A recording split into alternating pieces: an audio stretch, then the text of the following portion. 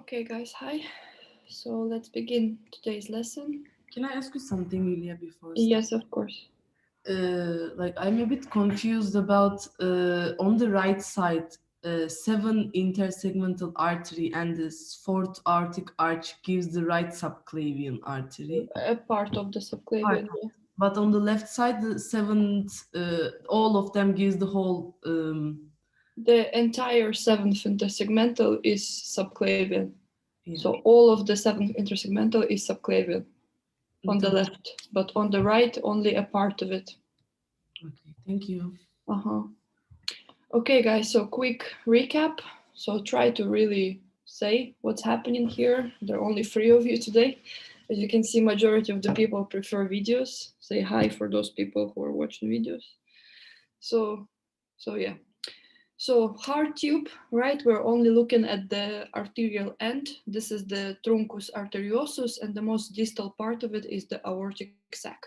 On day 25, the first aortic arches are arising from the aortic sac and draining into the two vessels that were here thanks to the vascular genesis, right? So the angioblast, primordial mesenchymal cells, and we talked about it last lesson. The two dorsal aortas fuse together at the tail region, right? And they make up a single dorsal aorta.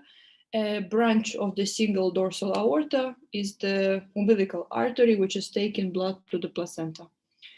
Day 26, the second aortic arches are arising, right, draining into the two dorsal aortas. A bunch of intersegmental arteries pop up on the sides of the dorsal aorta. 27, 29. What does the first aortic arch become? Maxillary artery, And second? hyoid artery, and stapedial artery. Exactly, but stapedial disappears, right? So don't forget that it doesn't persist, it disappears. Third aortic arches, fourth aortic arches, the dorsal aorta between them is called? Carotid. Yes, so carotid duct. So in the process of degeneration, right? So when it is degenerating, you're going to call it the carotid duct. Once it degenerates, the third aortic arches have nowhere to drain, so they start to ascend upwards and as a result become common carotid arteries. What does this line represents, right? I started drawing for you this line on day 26, but what is this line right here? Septum. So it's the future aorticopulmonary septum. We're going to talk about it today. So this aorticopulmonary septum divides your one outflow of the aortic sac into two, right? So this portion will be the future aortic portion, and this portion will be the future pulmonary. And you should remember that only the sixth aortic arches will arise from the pulmonary part of the aortic sac. The rest of the aortic arches, so aortic arches number 1, 2, 3, 4, they will come from the aortic part of the aortic arches. So 6 are the only ones that don't come from it. So day 31 is approximately somewhere here. Recurrent laryngeal come down. How do we call a vessel, this one? Vertebral. And how did you form a vertebral artery?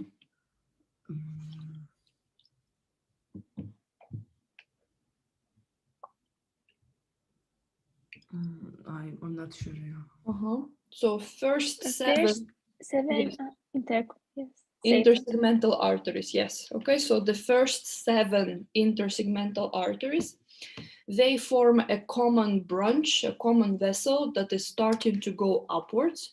And this common vessel that is going upwards, these are your vertebral arteries, right? So to make a vertebral arteries, you have to use the first 7 intersegmental. Do not forget that some intersegmental also join to form a vessel going downwards, and that vessel is going to be the internal thoracic. And the 7th intersegmental is very special because it starts to grow outward, right? So it starts to go all the way outwards like that. And on the left side, the seventh intersegmental is the entire subclavian. So all of the subclavian is the seventh intersegmental. On the right side, the seventh intersegmental is responsible only for the distal part of the subclavian. This is the distal portion of the subclavian. Middle portion of the subclavian will come from this region, which is your dorsal aorta, and proximal part of the subclavian will come from the fourth aortic arch. We can see that here aortic sac is kind of forming like a common outflow for the two arches, for the third and for the fourth, right? So this common outflow is most probably the brachiocephalic trunk itself. So could you tell me what was the purpose of ductus arteriosum?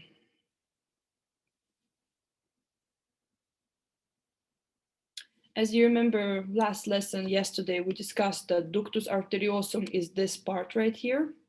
Ductus arteriosum is a connection between sixth aortic arch on the left and the left dorsal aorta, right? So basically the blood, when the heart is pumping the blood, right? So it doesn't go to the lungs. Majority of it bypasses the lungs via the ductus arteriosus into the left dorsal aorta. So what is the purpose of ductus arteriosus? Why do we want to bypass the lungs? Because we're not using the lungs yet. Exactly. So there is no oxygenation happening there, right? So there is no need to send all of the blood to the lungs because that's not where oxygenation happens. Oxygenation happens in placenta, and the branch that will take you to placenta is umbilical artery, right? It's going to take you to placenta. Umbilical artery is going to be a branch of the single dorsal aorta here at the bottom, right? So somewhere in the tail region. So this is why ductus arteriosus is very important, because it allows this bypass. It allows for the blood to not go into the lungs, but rather just straight up into the dorsal aorta, from dorsal aorta into the umbilical artery, from the umbilical artery to the placenta for oxygenation. When you take your first breath, which substance is responsible for closure of the ductus arteriosus? Starts with a B. Bradykinin, right? So bradykinin. So bradykinin is secreted by the smooth muscle cells of the lungs. When you're inhaling, your lungs are stretching, right? They're inflating, and this stretch of the lungs is responsible for secretion of bradykinin. Bradykinin will cause smooth muscle contraction in the tunica media of the ductus arteriosum, right? So it will close up, and blood will not mix. So it will go from the heart to the lungs. Okay, vitelline arteries. If I go back here, we have our embryo, right? So vitelline arteries are the ones which are supplying the yolk sac because they're passing through the vitelline duct. Originally, we had many vitelline arteries. They are branches of the dorsal aorta, but majority of them are going to fuse together to provide two big branches of the dorsal aorta. And this is going to be the celiac and the superior mesenteric branches. So I repeat, we used to have many vitelline arteries, but they kind of, throughout the embryo's life, they kind of fuse together and give rise to the two huge branches of the dorsal aorta, which is the celiac and the superior mesenteric. And last lesson, you remember we discussed that ascending aorta will come from the aortic sac.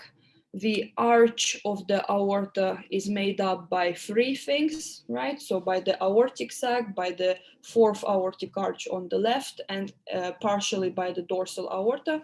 And the rest of the dorsal aorta is responsible for giving rise to the descending aorta, which is the thoracic and abdominal. So of course it makes sense that if vitelline arteries are branches of the dorsal aorta, that of course they're going to give rise to these ones, to celiac and to the superior mesenteric.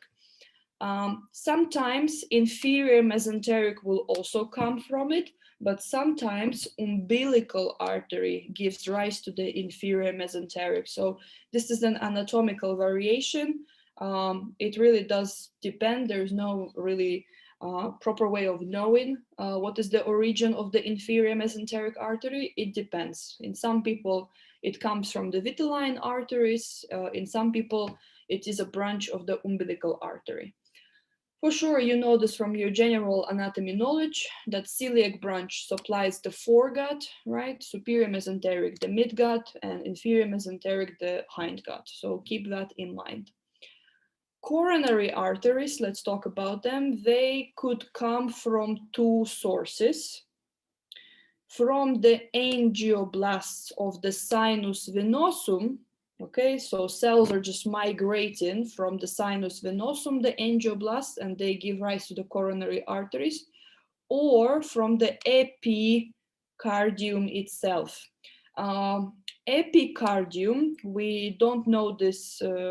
Okay, epicardium comes from septum transversum. Okay, so it comes from septum transversum. We aren't familiar with the septum transversum yet, but septum transversum is a thick brick of visceral mesoderm. You remember lateral plate, the V shape, it had two, it had the parietal and the visceral mesoderm.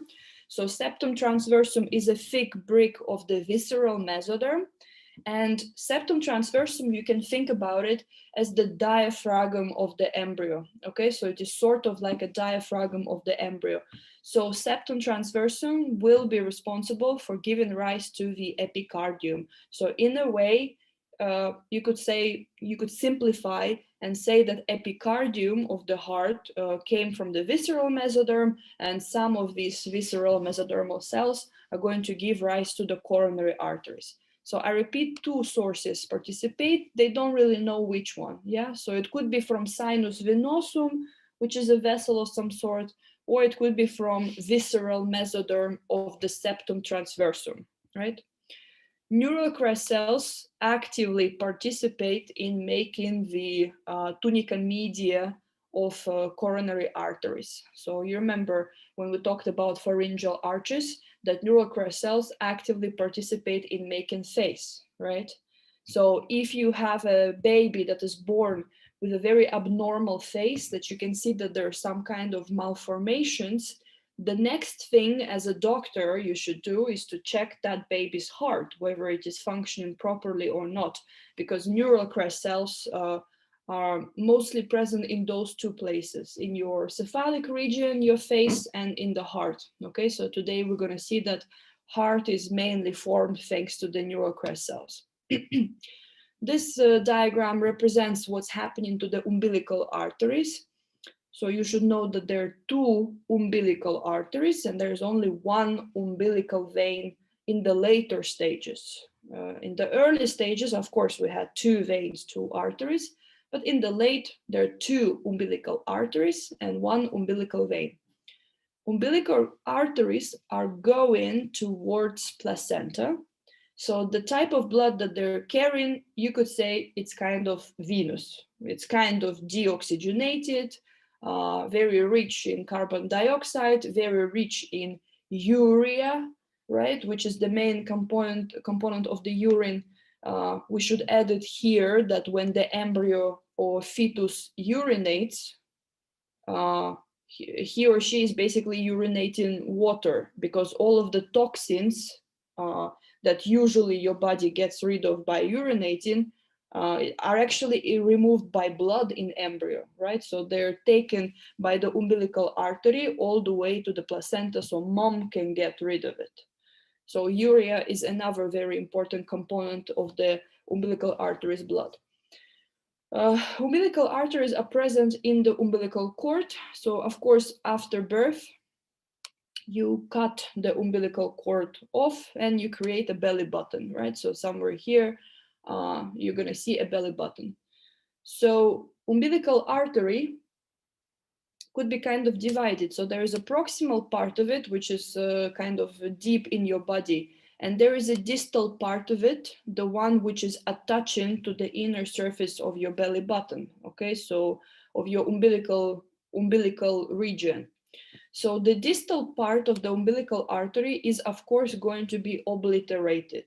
Obliterated means that the lumen collapses and this structure becomes cord-like. So it's like a cord of some sort. So distal part of the umbilical artery becomes obliterated and it is present in a ligament which is known as the medial umbilical ligament. Do not confuse it with the median umbilical ligament, because in the median umbilical ligament, urachus is present. And urachus is obliterated allantois, or allantois in French. Okay, so but allantois is fine. So this is going to be the embryo 1 knowledge. So refresh your memory about what is allantois, where is it present.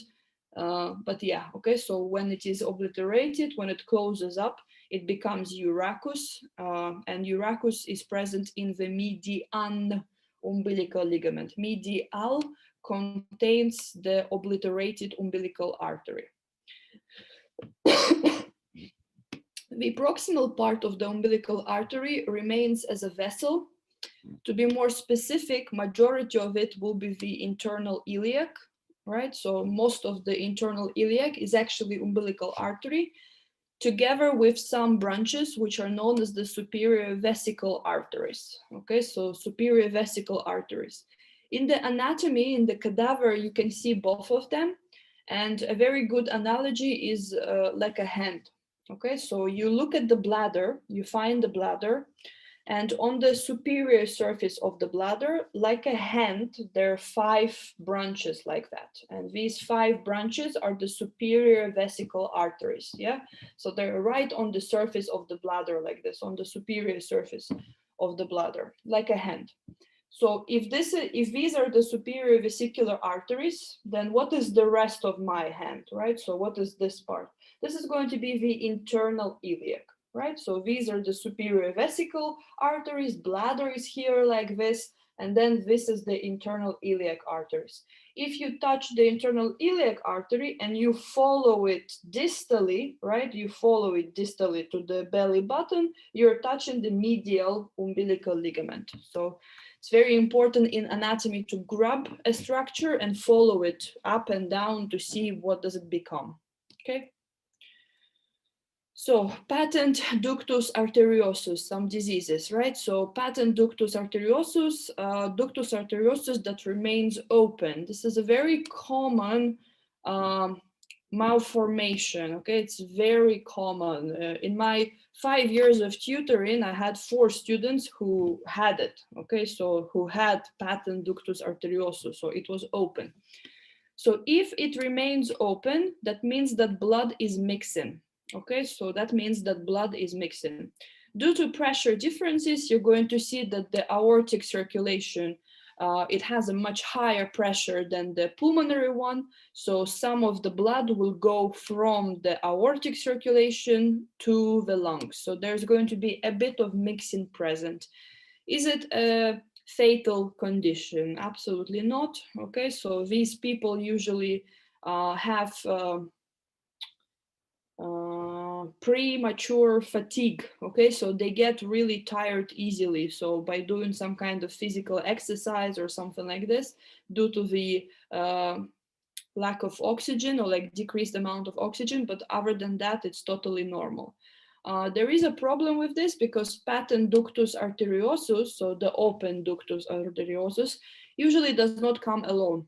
Okay, it usually is accompanied by other heart defects as well. Okay, it can be isolated, it can be just alone, but usually it is accompanying some other heart defects, so you have to find them. Okay, if you see that there is a open ductus arteriosus, like you did the ultrasound and you realize that it's open, you have to find other defects.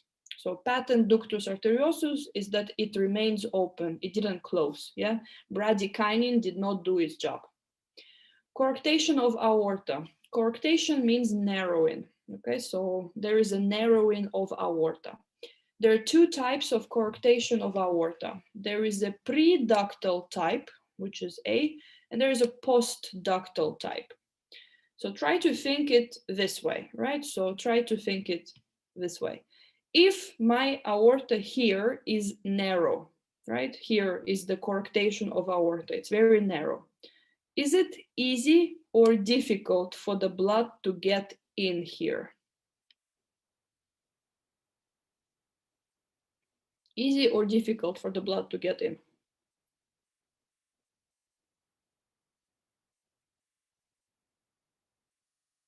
Come on, guys. It has to be harder. It has to be super hard. Okay, so if this narrowing is right here, if the blood wants to go from the arch of the aorta into the descending aorta, it is very, very difficult for the blood to flow this way. So what does your body try to do? It tries to find the alternative way for the blood to flow. And that's where the ductus arteriosus comes in. If it is a pre-ductal type of the coarctation of aorta, meaning that there is a narrowing a bit anterior or before the ductus arteriosus will remain open because that's the only way for the rest of the blood from the heart to get here. The blood pressure in the embryo, as you know, is different, right? So not like as we saw here, this is adult, where the blood will go from here to the lungs, because in the adult the pressure is different. Aortic pressure is higher than pulmonary pressure. So here you're going to see in embryo it's the opposite. Yeah, so pulmonary is going to be a bit higher than the aortic, so the blood will start to flow this way to kind of bypass this coarctation. So in the pre-ductal type, ductus arteriosus will be open, it will be patent to allow additional route for the blood to flow. In the post-ductal type, you can see that coarctation of aorta is below the ductus arteriosus. So even if it was open, right? So even if it remained open, will it help the situation? Well, not really, right? So you're going to see that it doesn't really help much. So in the post-ductal type, ductus arteriosus will be normal. It will be closed. It will be a ligamentum arteriosum. So the major difference between the two types is whether the ductus arteriosus helps this coarctation by staying open, or the coarctation is below it, so it just closes up. The classical sign in the coarctation of aorta is the pressure differences in the arms and legs. So you measure the blood pressure in the arms. It is like, I don't know, normal, 120 over 80, for example, right? You measure the blood pressure in the legs and you're going to see 80 over 40. Yeah, so you're going to see that it's not the same, that the blood pressure in the legs is much lower. Why? Because it's much more difficult for the blood to get into the descending aorta, so not a lot of blood gets in. You're also going to see the color differences. You're going to see that the upper half of the baby is red, pink, normal, and the lower half with the legs is going to be quite blue because there's lack of circulation. Is it fatal? Well, not immediately, but if you don't do anything, of course, it's not good. The rest of the organs need blood as well, right? So there are kidneys there, there are your intestines there, there are legs there. So for sure they need blood supply. So over some time it will cause damage. Yeah, so it's not going to be immediate damage, but over time the organs will be suffering from hypoxia because they aren't getting enough oxygen due to low blood supply, so they will shut down. So definitely surgery is needed in the post-ductal type. In the pre-ductal type, if this thing remains open, it could function for a bit, but still surgery will be needed, okay? So you will need to open up this coarctation. You will need to open up the narrowing. So out of the two, the more severe is the post-ductal, okay? Because ligamentum ductus arteriosum closes there. Let's talk about venous system. same week, right? So 4th, 5th week, we have 3 types of veins in embryo. We have the vitelline veins, umbilical veins, and cardinal veins. Notice that we do not have venous arches of some sort, right? So we had the aortic arches, but we don't have the venous arches. To understand how it's draining the embryo, you must remember the sinus venosum, right? So you remember that this is the venous end of the heart tube of the embryo, right? So this is the sinus venosus. The blood from sinus venosus, where does it go? What is the next thing? This is going to be atrium. From the atrium, it flows to the Ventricle. ventricle. From the ventricle to Bulbous cord. perfect, to the bulbus cordis. From the bulbus cordis to the Truncus arterius. and then from the truncus arteriosum to the aortic sac, and from the aortic sac to the aortic arches and the dorsal aorta somewhere there. What does the sinus venosum consist of? It consists of 2 horns, right? We can see here that this is the right sinus horn and this is the left sinus horn. And these sinus horns, they are the entrance points to the heart. So we can see that there are 2 vitelline veins that are draining into the 2 horns. Of course, you can use your logic and understand that right vitelline vein will drain into the right sinus horn of the sinus venosus, right? Left vitelline vein will drain into the left sinus horn of the sinus venosus.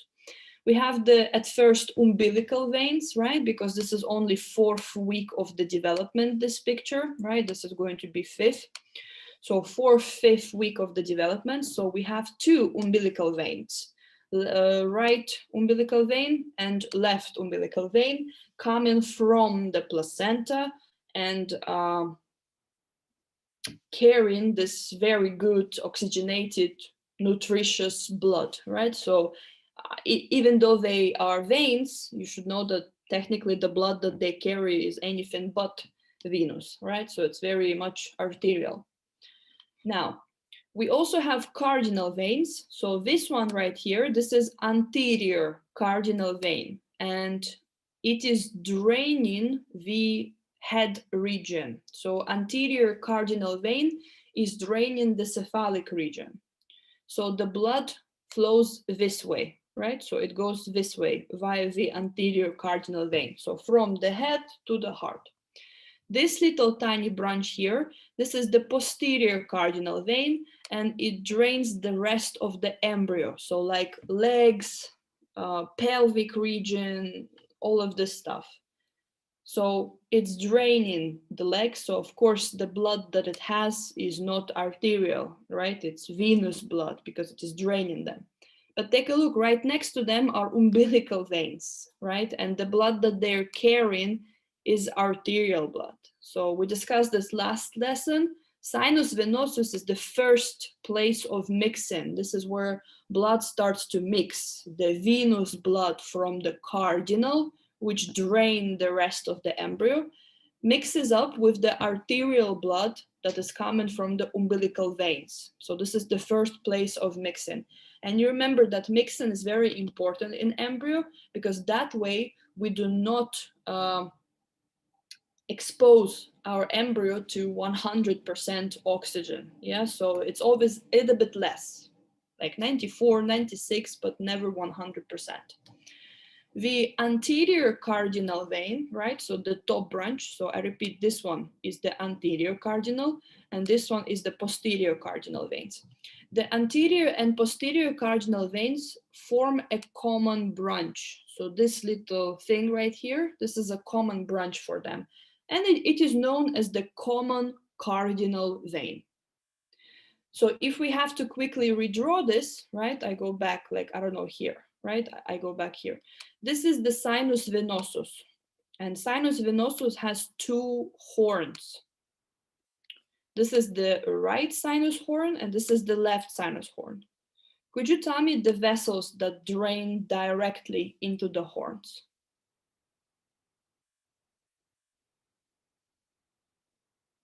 Umbilical artery.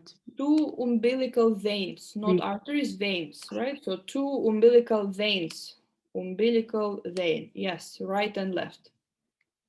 Which other? Cardinal.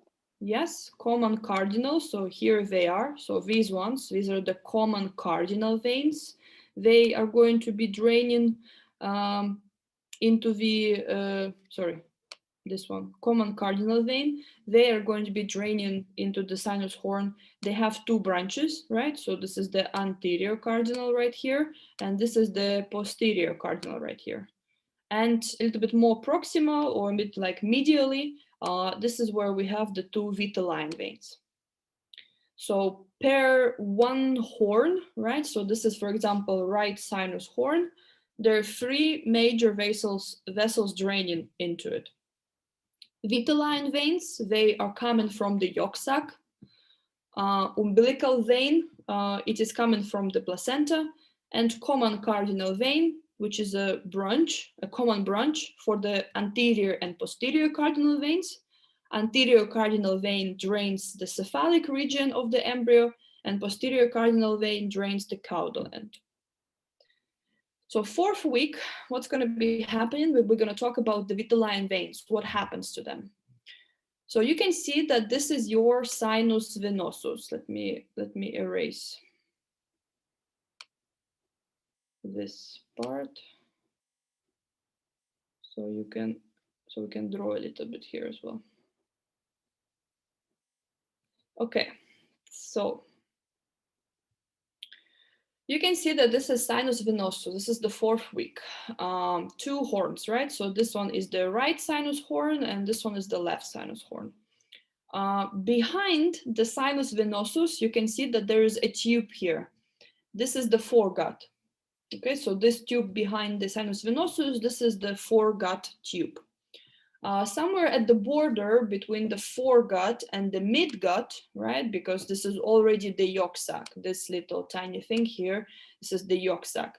So somewhere at the border between the foregut and the midgut, you can see that liver is developing.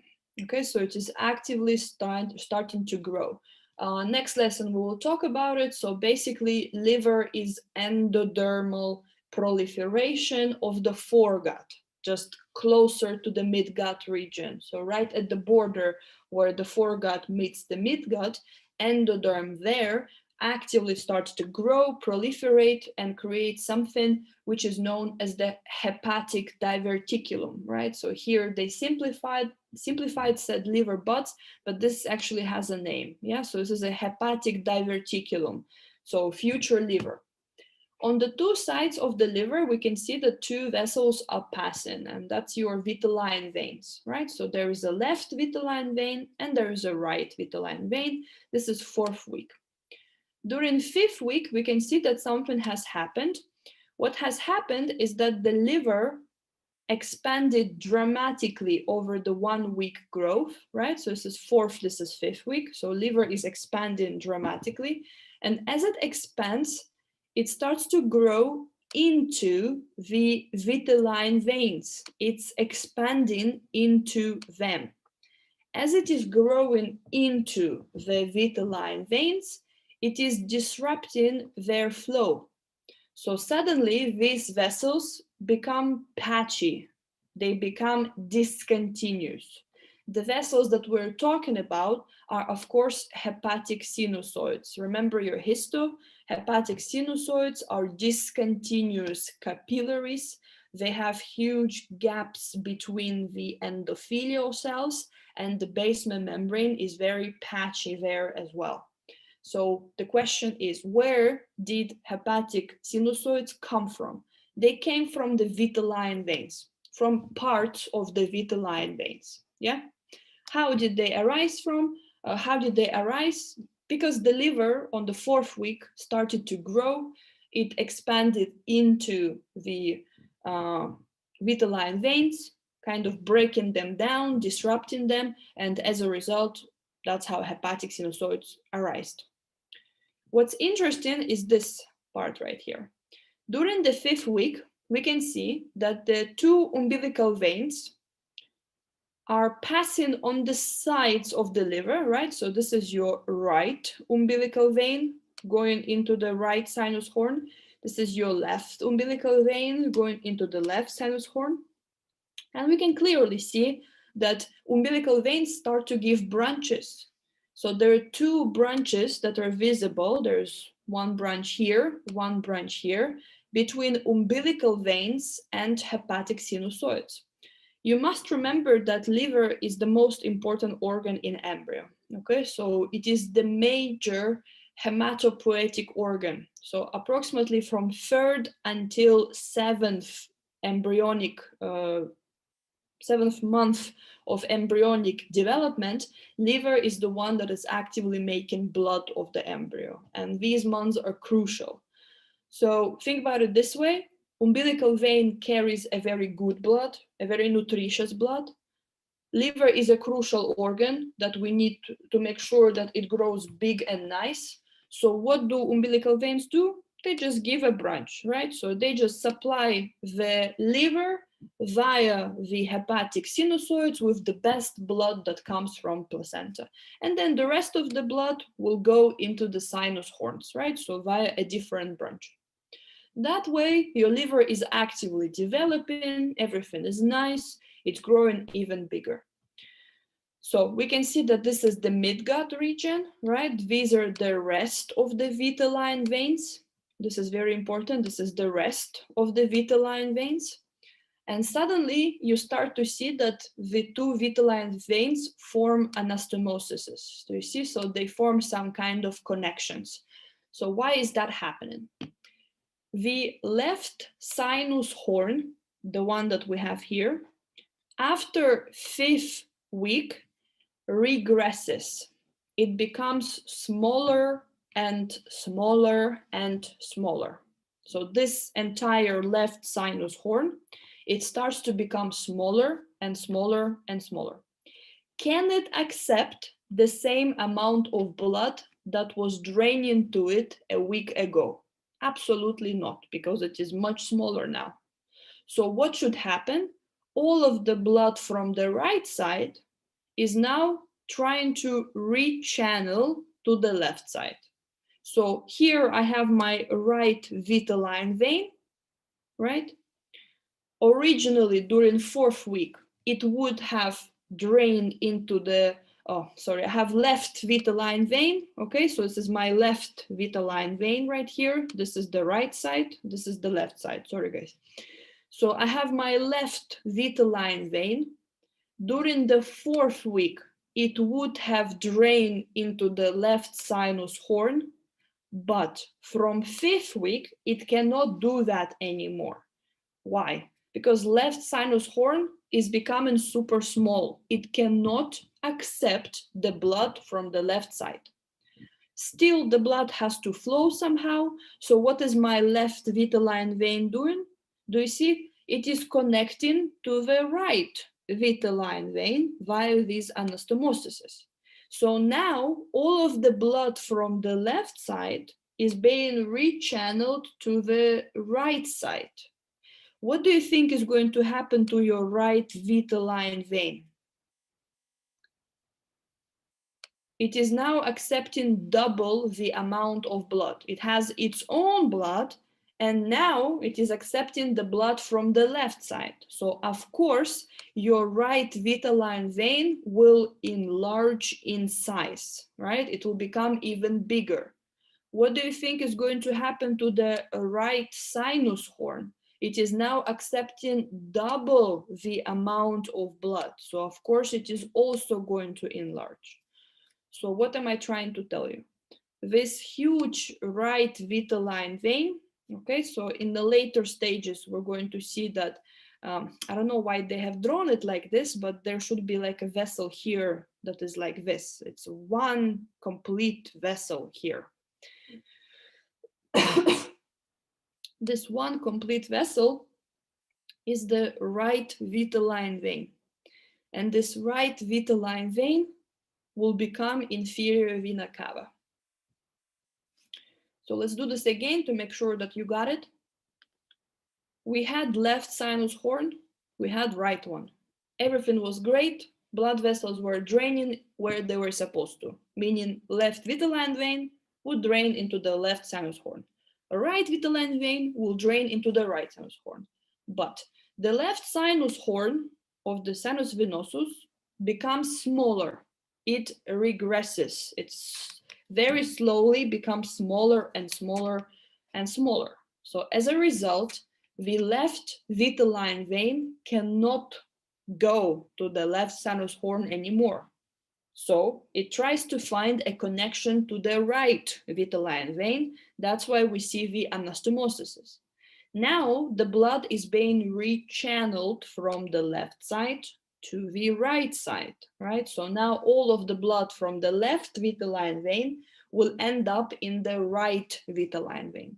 What's going to happen to the right vitelline vein? Of course, it will enlarge, it will stretch, it will be much bigger now than before, because it does not only accept its own blood, it also has the blood from the left vitelline vein as well.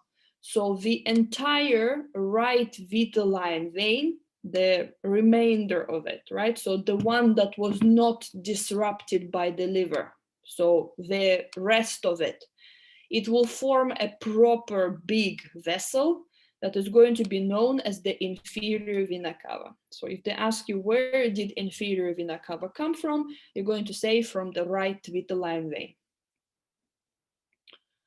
Okay, how about umbilical veins? What's going to happen to them?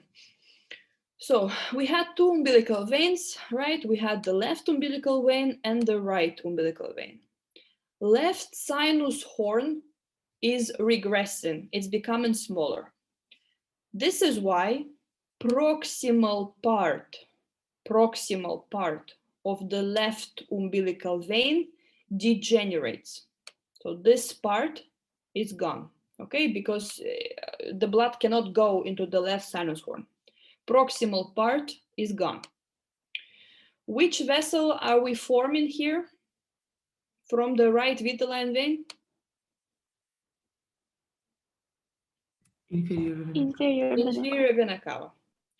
It will be occupying majority of the space here. It will compress your right umbilical vein. So as a result, the entire right umbilical vein disappears. It is gone. So this whole right umbilical vein is gone. Why is it gone? I repeat, because of the right vitelline vein. All of the blood is being rechanneled to the right. There is no place for two vessels to be. Okay, so right vitelline vein is expanding and expanding very fast to become the inferior vena cava. So what are you left with, right? You don't have the entire right umbilical vein anymore, nor do you have a proximal part of the left umbilical vein. So what are you left with? The distal part of the umbilical vein. That's the only thing that you're left with at the 5th week. So how is the circulation right now? Blood from placenta is going to go into the left umbilical vein. This blood is going to travel via this little tiny connection to the hepatic sinusoid. From the hepatic sinusoid to this portion of the right vitelline vein, which has a name, it's called right hepatocardiac channel. And from right hepatocardiac channel to the rest of the sinus venosus. From sinus venosus to the atrium, ventricle, and then to the rest of the heart, to the rest of the body. So let's do this again.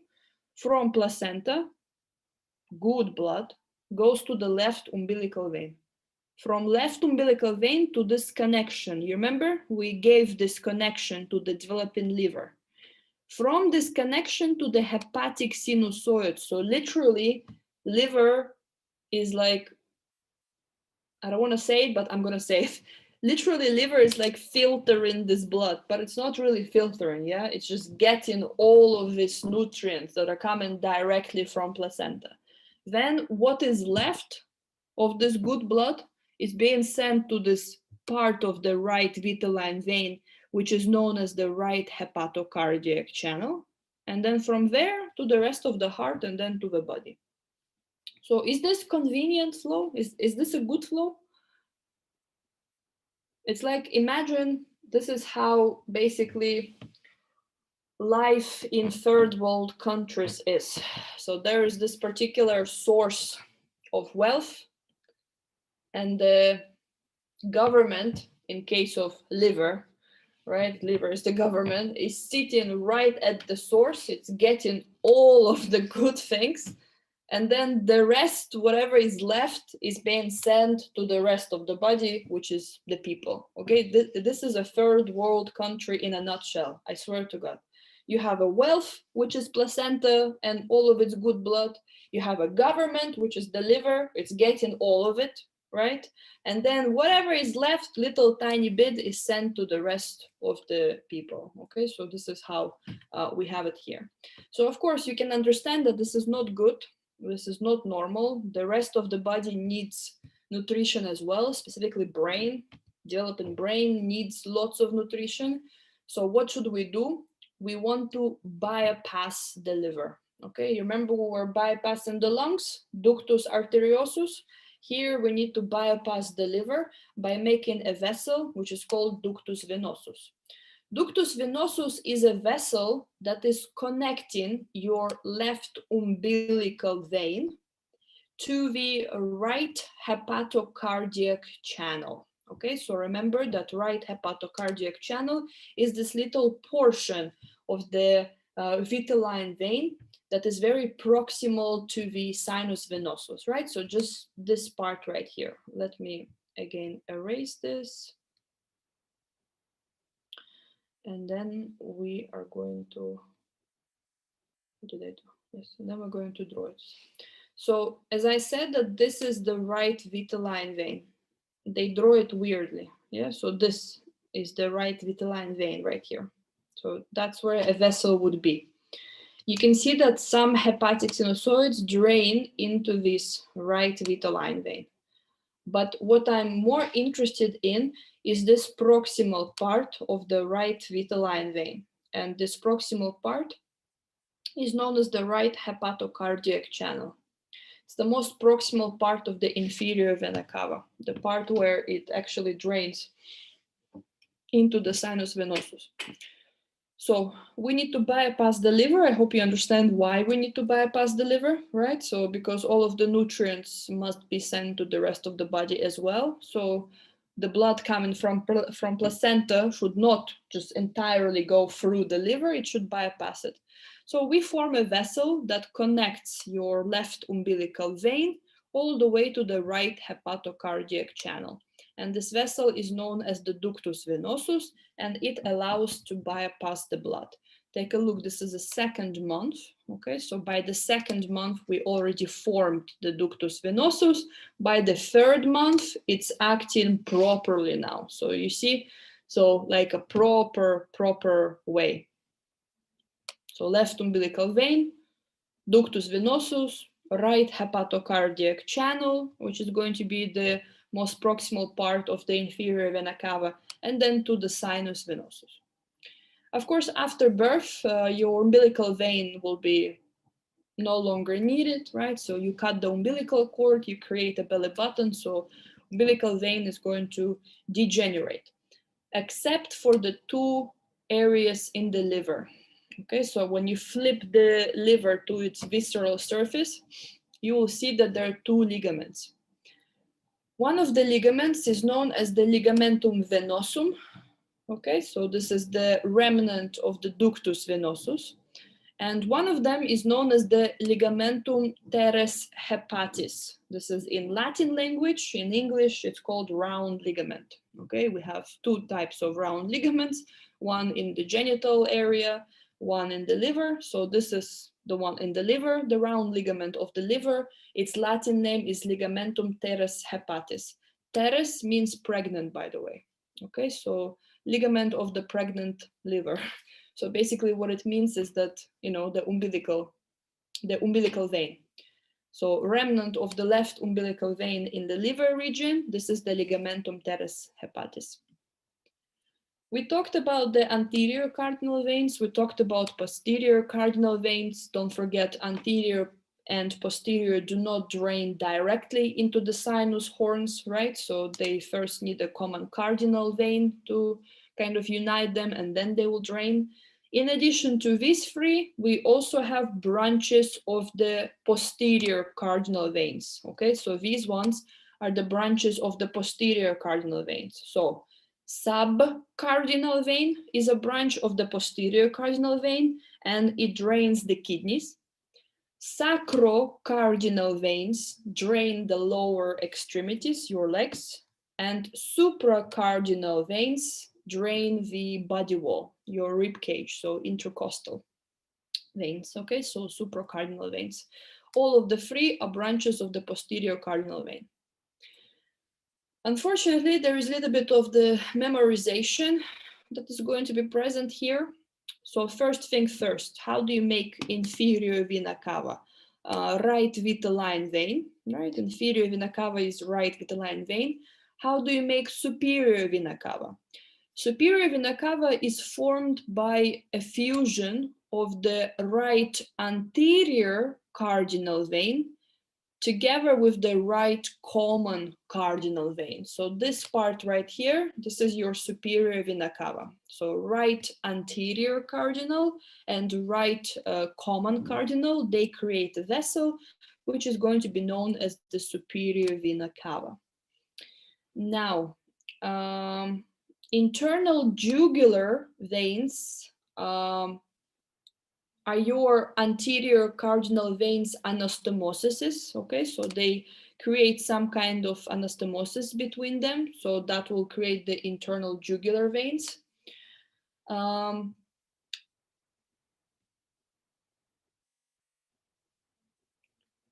rest is, this is not important. The subcardinal, we talked that it's the renal veins. Okay, so remember that they drain kidneys, so they're going to be the renal veins. This is important, the azygos and the hemiazygos veins. So as you know, they are on two different sides, of course. The azygos is on the right side, the hemiazygos is on the left side, but don't forget the size difference as well, right? So azygos vein is much bigger compared to hemiazygos vein.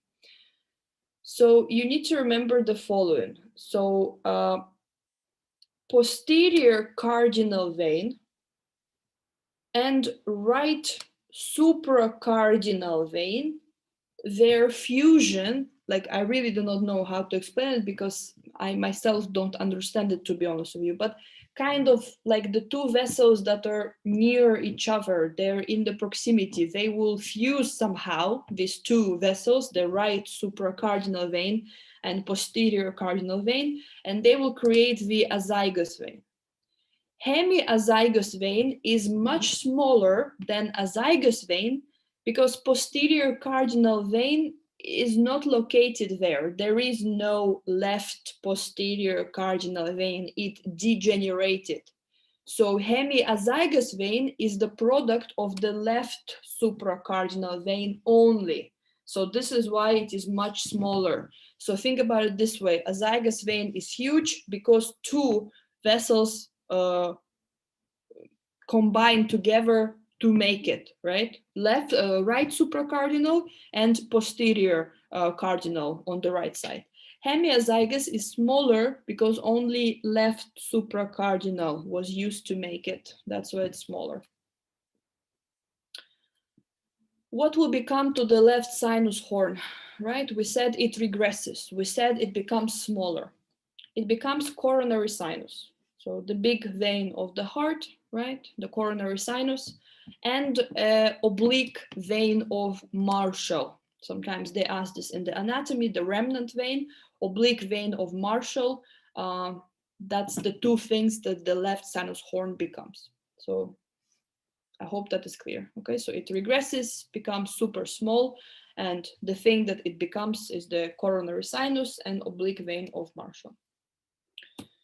Okay, 2 minutes break, bathroom break, and then we start the heart. Yeah.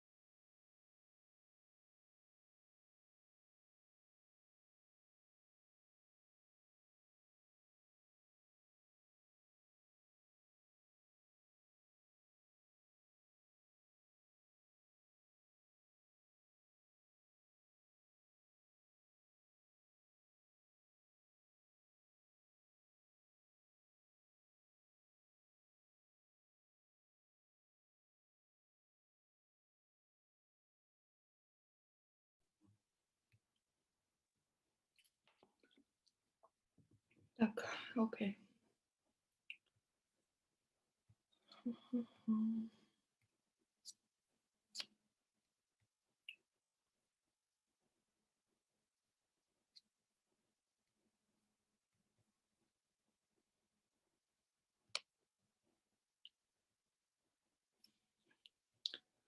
Okay, so for this lesson, we will need to use lots of 3D vision in our head. Okay, lots, because heart is a very 3D structure, very tubular, right? Lots of lumens. So really try to imagine it in your head, and I'm going to be sending you an additional short videos on YouTube to kind of make sure that it stick in your head, like how exactly it is happening.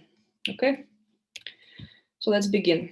Heart is the exception. Okay, so it begins its formation in the middle of the third week, which is relatively early. Okay, so it's quite early.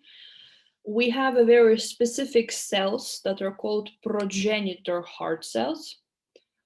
Progenitor heart cells are coming from the epiblast, and they're laying at the adjacent end, or at the cranial end of the primitive streak. Now, this is your primitive streak. Okay, so initially, these progenitor heart cells have arisen from this region. So this is where this is where home is. Okay, so somewhere in the cranial end of the primitive streak. Slowly, they start to detach and dissociate and migrate cephalically. They migrate to the most cephalic end of the embryo disc. So the place where they migrate to and where they stay, this place is known as the primary heart field. So primary heart field consists of your progenitor heart cells, and it is located in the most cephalic region of your embryo disc. It is actually very weird because here they're showing you for comparison that this is the cranial neural folds. These cranial neural folds will close together and create the most cranial part of the neural tube, which is going to be the most anterior part of your brain. So for a short period of time, yeah, so if I have to simplify, for a short period of time, this is your future brain right here, and this is your future heart right here. For a short period of time, specifically day 16, 18 until 21st day, okay, from 16 until to 21st day, heart is the most anterior part of the embryo. Okay, so try to imagine it that heart first, then head, and like not head, then brain, and then the rest of the embryo for a very short period of time. I repeat, from day 16 to 21. Primary heart field is being established at the same time as the laterality is happening. Laterality is a topic in embryo 1. It's the left-right sideness. Technically, it is not a topic, but they will ask it, so make sure that you learn it. Okay, it's going to be asked in the gut tube topic. So when you're making a gut tube, they could ask you about how do you make a left-right side, because the embryo is folding there, so they might ask you there. So laterality pathway is the left-right sideness, and you know that heart is shifted to the left. Yeah, so it's important for that. Primary heart field will stay approximately until day 20, 21. And after that, we create something which is known as the secondary heart field. Secondary heart field appears day 20, 21. It is very importantly also consists of the same cells, so progenitor heart cells, but its position is different. Its position is ventral, right? So kind of ventrally to the posterior pharynx. So this is your pharyngeal gut tube, right? This is the pharyngeal gut tube. At the back of it, that's where the pharynx will be. So in black color, this is the secondary heart field, and you can see that it is located kind of more anteriorly, more ventral to it. And this gap between the rest of the heart and the secondary heart field is important because it allows your heart to grow. So this gap will be filled by the rest of the progenitor heart cells to make sure that heart is formed. So typical questions here. What is the location of the primary heart field? Cranially to neural folds, right? To the most cephalic of the neural folds. So the most anterior, the most cephalic, the most cranial part. That's your primary heart field. What is the location of the secondary heart field? Ventral to the posterior pharynx, right? So if it's too many words for you, you can say at the back of the pharyngeal gut tube, okay? It will be something similar. So at the back of the pharyngeal gut tube. There is a gap between the two fields. This gap is very important because it provides the additional growth area. Now, this picture is also important because when we say that primary heart field is formed, so we said that progenitor heart cells arise from the epiblast around the primitive streak. Then we said that they migrate cranially and form primary heart field. But where exactly? Yes, it's anteriorly to the neural folds, but in which germ layer? Because at this time, right, this is approximately third week, a very important process is happening, which is gastrulation, formation of the ectoderm, mesoderm, and endoderm. So in which of these layers primary heart field is located exactly? It is located in the visceral mesoderm. Do you guys remember? Lateral plate, visceral mesoderm. So this is where they would stay. Okay, so this is where the progenitor heart cells will stay. Now, these progenitor heart cells are going to differentiate and become myoblasts. So once the primary and the secondary heart field is formed, progenitor heart cells are going to differentiate and become myoblasts. We're going to go to the next page, right? So we can see that these are, this is the visceral mesoderm, right? Right here. And these three dots represent your myoblasts. Okay, they represent the myoblasts.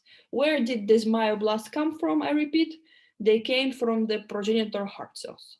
Where did progenitor heart cells come from? They came from the epiblast around the head or the cranial end of the primitive streak, where the progenitor heart cells were located for a short period of time, in the primary heart field. Where is the primary heart field? In the visceral mesoderm, anteriorly to the cephalic neural tube, if it makes any sense. Okay, so it's very anteriorly located, but it is sitting in the most specific layer, which is your visceral mesoderm. Visceral mesoderm is going to give rise to endocardial cells. So endothelium basically, right? Because it's kind of lining there. These endocardial cells and myocardial cells, right, are arranging themselves into tubes. Do you see there's one tube here? And there's another tube here. So we call it endocardial tube, but you should know that it consists of two layers. Inner layer of it is the endocardium. Where did the endocardium come from? From the visceral mesoderm. Okay, it came from here where we're sitting. It came from the visceral mesoderm. The second layer of the endocardial tube is myocardial cells. And where did these myocardial cells come from? Progenitor heart cells. Progenitor heart cells. they came from the progenitor heart cells. Okay, so this is where they're going to come from. And progenitor heart cells, don't forget, came from the epiblast around this region. So for now, it's good. Could you tell me what is the difference between these two pictures? What have happened?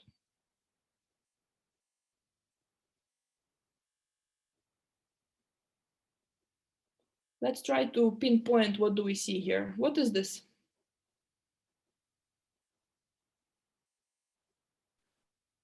Amniotic cavity. Good. This is amniotic cavity. The blue line is? Ectoderm. Yes, this is ectoderm. What is the black dot? Notochord. Notochord, very good. This structure here is the neural plate, and this neural plate will soon become neural tube, right? So this part right here, this is the neural tube already. What is in yellow? Endoderm. Endoderm, right? And this is your yolk sac. So what has happened between the two pictures? How do we call it? The one with the yolk sac is the like around the midgut. Yes. So what are you talking about? Yes. Like But I think it's here it is a foregut, so we don't see the midgut. Yeah, we don't see it. It became the foregut. So what has happened, guys? One word. Well, two. lateral. Lateral folding of the embryo. Very good. Not just cephalocaudal, where the embryo assumes like this. This is the lateral folding of the embryo. When these two came together, how do you call this? Parietal. So the pink one is the parietal mesoderm for sure. The blue one is the ectoderm, but how do you call them together? Every lesson I ask this. This is the somatopleur, okay? And somatopleurs are visible here. When they fuse together, they create this anterior body wall. And this anterior body wall consists of the outer ectoderm and the inner parietal mesoderm. Okay, so this is the parietal mesoderm right here. That's the two somatopleurs that have fused together. So the difference between these two pictures is the lateral folding. Here, the embryo is still a disc. Do you see? It's still flat, relatively flat. But here, the embryo already has a body cavity. So this white space right here, that's the body cavity of the embryo, right? So we're gonna, I know it says pericardial cavity, but you can just cross it and say this is a body cavity. Okay, so this is a body cavity of the embryo. In embryo 1, we have learned that because of the lateral folding of the embryo, the endoderm was pushed to become a gut tube. And we said that it is a foregut, midgut, hindgut, but it became a proper gut tube in the foregut and in the hindgut region. And in the midgut region, you remember that there was a vitelline duct still connecting to the yolk sac, right? Heart is at the level of the upper foregut, so as a result, we can see a proper body wall being formed, right? So here, the gut tube is proper, it's the foregut. Additional thing that happened during the lateral folding, right? So not only the gut tube formation, is that the two endocardial tubes have approached each other as well, okay? So they were also pushed closer to one another. And when they were pushed closer to one another, they have fused into one endocardial tube that we can see here. And this one endocardial tube consists of the following things. The inner is the endocardium that came from the visceral mesoderm. The second layer is the cardiac jelly. I'm going to talk about it right now. Second layer is the cardiac jelly. And the third layer in light pink, this is the myocardium itself, which came from the progenitor heart cells. You should know the following, that progenitor heart cells that are making up the primary heart field specifically, yes, primary heart field specifically. Progenitor heart cells here are responsible for making trabeculated myocardium. Remember the heart when you open it, yeah? It has lots of protrusions of muscle that we call trabecula. So primary heart field, the cells here specifically, only in the primary heart field, are responsible for giving trabeculated myocardium. Remember this. Secondary heart field, right? So the one which arises later, progenitor heart cells here will not give trabeculated myocardium. So two questions that could be asked here. What's the difference between primary heart field and secondary heart field? Number one, location. They have different location. Number two, the heart tissue that they give, yeah? The cells that are making up the primary heart field, they give rise to trabeculated myocardium. The secondary heart field does not give. We're going to see what it gives rise to, but it does not give rise to the trabeculated myocardium.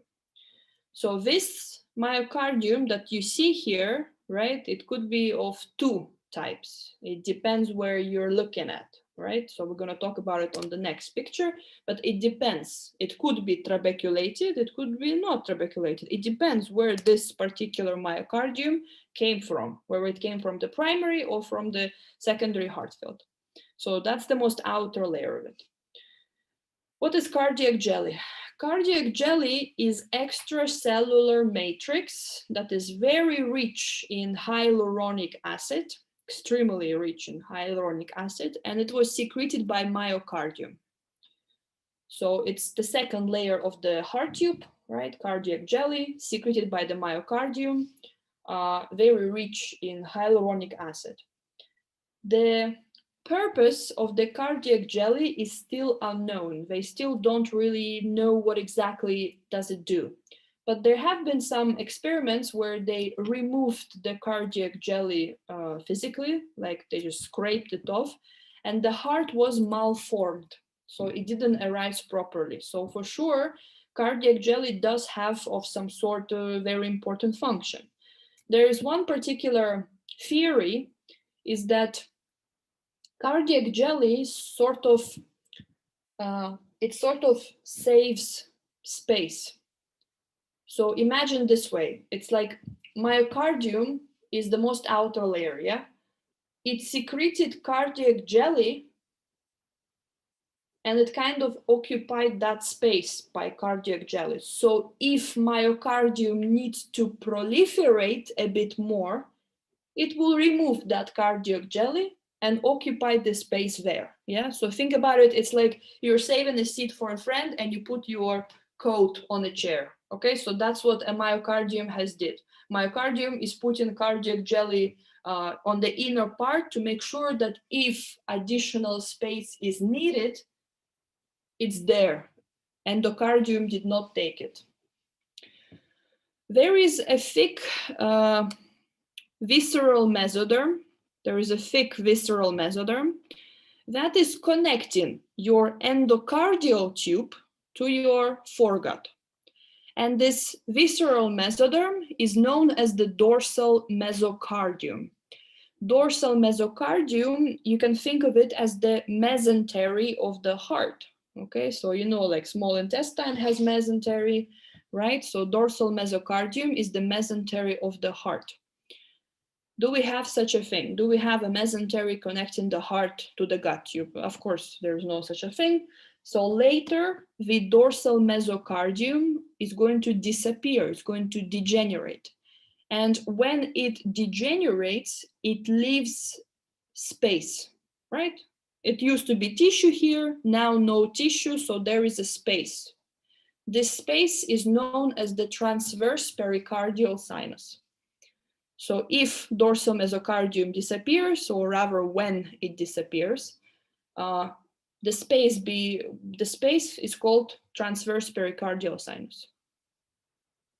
You know, between the two vessels, between the two big vessels there. Okay, so this is a cross section of the heart tube. Okay, so this picture that we see, this is a cross section of the heart tube. This picture that you can see here, this is your entire heart tube. This thing right here, this is the entire heart tube. So let's take a look. What does your heart tube consist of? It consists of the sinus venosus. It consists of the atrium, ventricle, bulbus cordis, right? Truncus arteriosus, aortic sac somewhere here, and then aortic arches are there, right? So you should know the following. Which parts have come from the primary heart field? Which parts have come from the secondary heart field? And here it is a bit confusing because it's overdrawn everywhere, but okay. Primary heart field structures are atrium. So atrium came from the primary heart field. Ventricle and third of the bulbus cordis. Exactly a third of the bulbus cordis, this region, it belongs to the primary heart field. So progenitor heart cells that have created these tissues, right, they were in the primary heart field.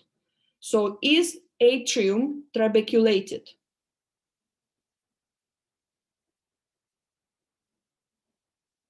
Yes. Yes. Is your atrium trabeculated? Yes. Only in one part. Majority of the atriums are smooth, right? Ventricles are rough, atria are smooth. It has a smooth compartment to it. It doesn't have the trabecular. Where are atria trabeculated? How do we call them? Where the trabecular of the atria are present. They're known as the ears of the heart. Auricles? Auricles, yes, auricles. Auricle is the place where atria is trabeculated. So remember that majority of the atrium itself is smooth. It doesn't have the trabecular. So you can see that embryo's atrium is trabeculated. It does have trabecular. So if it has trabecular, what does it mean? It means that it can contract. It can actually do the proper contraction, right? Ventricle is trabeculated. Okay. Third of the bulbus cordis is also trabeculated, right? So because it belongs to the primary heart field. The rest of the bulbus cordis and truncus arteriosus is going to end aortic sac and some even first or second aortic arches. They will come from the secondary heart field. Aortic arches maybe not so much, but aortic sac will definitely be a part of the secondary heart field. Sorry. Okay, so is that clear? So atrium, ventricle, third of the bulbus cordis belong to the primary heart field. So progenitor heart cells here are trabeculated, right? So they are creating trabeculated myocardium. The rest of the bulbus cordis and truncus arteriosum and aortic sac is making up by the secondary heart field, right? Is made up by the secondary heart field progenitor heart cells. So these progenitor heart cells make myocardium that is smooth, that it doesn't have the trabecular, it's relatively smooth. What about sinus venosum? Where did it come from? Vascular genesis.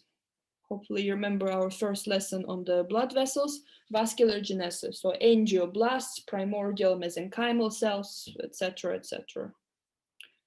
What is the difference between them? We said that there are two differences, right, for the primary and secondary heart field. We said location and trabecula. There is a third difference. The third difference between the primary heart field cells and the secondary heart field cells is whether you will be growing or not. Primary heart field, the cells here don't grow, they don't expand. So once you form this region, that's it, it stays like that. Secondary heart field can grow. More cells can be added. Take a look at this picture. Do you see there is a gap here? Yeah, you remember we left a gap to expand our heart, right? To make it grow. So which field will be growing? Primary or heart or secondary? Secondary. Secondary heart field is the one which is going to be expanding more and more. So keep that in mind. Secondary heart field starts to grow. Okay, so approximately after day 21, closer to day 23, secondary heart field starts to grow. And I usually like to represent it with a piece of paper because that's the only thing you're going to have next to you, right? So piece of paper. So let's imagine that this is your heart tube. This is the cephalic end of the heart tube, and this is the caudal end of the heart tube. Where is the primary heart field? Up or bottom? Up. Primary heart field would be at the bottom because this is the cephalic end, this is the head, this is the tail, right? So take a look at the picture that you have drawn here, just the same thing, just it's very 2D, not 3D, but 2D, okay? So this is where sinus venosum would be, right? This is the atrium, this is the ventricle, bulbus cordis, truncus arteriosum, aortic sac, aortic arches. So remember that just this line right here, that's your heart tube. So which field starts to expand? The secondary heart field, the top part, it starts to actively grow. As it actively grows, it cannot be straight forever. Eventually it starts to bulge. There's not enough place available, so secondary heart field starts to bulge. This area right here is the anterior body wall. This area behind it is the posterior body wall. So when secondary heart field is expanding, it starts to bulge ventrally. It starts to do something like this. It starts to bulge ventrally. Mm-hmm. As it continues to grow, it starts to bulge caudally. Do you see what I'm doing? It starts to bulge more caudally. So straight heart tube is now assuming a certain shape. What is the shape? What's the letter? S. S. It starts to assume S shape. Okay, so you had straight heart tube. Secondary heart field is expanding. First, it bulges towards your anterior body wall, right? And then it bulges caudally. It goes something like this. So now it loops into your S-shaped heart. Okay, now it becomes something like this, which is your S-shaped heart. Very difficult with the paper because it doesn't bend properly, but it becomes something like this. Do you see? That's the S. So what is this? Primary heart field. Let's name all of the things that we have here. So what is this? The sinus venosus. Sinus venosum. This is ventricle. Atrium, right? So it goes like this. So this is the atrium. This is the ventricle.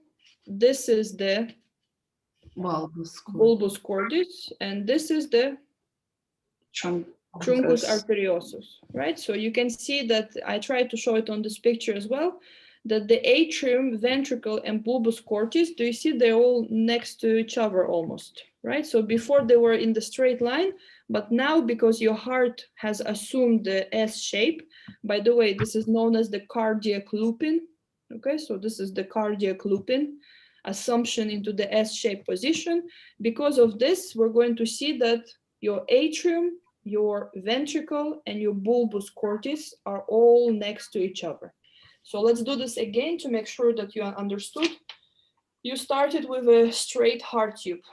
It was straight.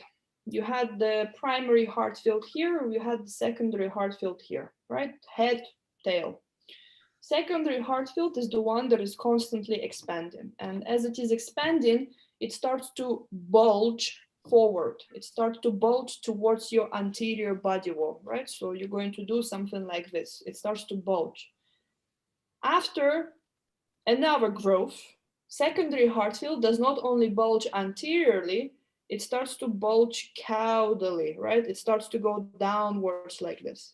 And as it bulges caudally, a certain shape is assumed, which is your S shape, right? This is the S shape of the heart, S shape of the heart tube. This is known as the cardiac looping.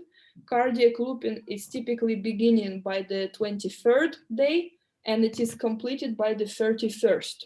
By the 31st, you already have the cardiac loop, Okay, so day 23, day 21. Okay, so this is how long it takes for this cardiac loop to be present. So is this S shape understandable? So we go back, right? So that's the S shape. Okay. That's the anterior body wall somewhere here, and that's the posterior body wall. So this S shape of the heart tube, as you can see, has pushed your heart into a bit smaller structure. So it's no longer as the proper tube. This is a view from the anterior perspective. So the S will go behind, right? So the other part of the S is behind the structure. That's the S, so it's behind it. So this is from a side, the S, and this is from behind it. So because of this cardiac looping, certain things have arisen. For example, initially, pericardial cavity, the cavity outside of the heart, only allowed bulbus cordis and a bit of the atrium inside. Okay, so that was the border of the pericardial cavity, right? So you can see that truncus arteriosum and majority of the atrium and sinus venosum were outside of the pericardial cavity initially. But as the heart keeps on looping, right? So as it assumes this S-shaped position, you start to see that the entire heart is going to be inside of your pericardial cavity. So your atrium, ventricle, bulbus cordis, truncus arteriosum, all of those things are going to be part of the pericardial cavity now. Another thing that worth mentioning is the following. During this cardiac looping, the original atrium dilates. Like it's just like balloons, you know, it just dilates, and it forms two dilations, the left atrium and the right atrium dilation. So do you see this? So this is a left atrium dilation, and this is a right atrium dilation. Is there a septum between them? No, there's nothing. It's just one atrium, right? You had, let me draw it like this. You had one atrium, something like this, primitive atrium, but by the time you are finished with the cardiac looping, you do something like this. Okay, so like a heart. Okay, so like a proper heart. So the two dilated parts, right? So the right atrium and the left atrium dilations. So is this part clear? There is no septum inside. There's just swellings. Right atrium swelling and left atrium swelling of one common swelling, which is of one common atrium. Should I repeat it again? Oh, okay. One more thing. This is your sinus venosum. This is your left atrium swelling now. This is a ventricle. This is third of the bulbus cordis that is trabeculated, right? Because it belongs to the primary heart field. This is the rest of the bulbus cordis. This is truncus arteriosum. Because of the positioning, because of the assumption into the S shape, the primitive ventricle and bulbus cordis, they have a common wall now. They have like a common position between them. And this is known as the bulboventricular sulcus. Bulboventricular sulcus is the future interventricular septum. So let me erase this. So if this is your primitive ventricle, this is your third of the bulbus cordis that is trabeculated. This is the bulboventricular sulcus, which is the future interventricular foramen. Which one do you think is the left ventricle?